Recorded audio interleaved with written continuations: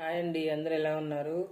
మనమైతే ఈరోజు రాజ్మా కర్రీ అయితే చేసుకుందాం. పూరీలోకి కొద్దిగా ఆయిల్ అయితే వేసుకోవాలి, కొంచెం జీలకర్ర, కొన్ని ఆవాలు అయితే వేసుకోవాలి. ఇవి చిటపటలాడాలి. ఇట్లా ఒక పచ్చిమిర్చిని అయితే ఇలా కట్ చేసుకొని వేస్తాను. కొద్దిగా కరివేపాకు,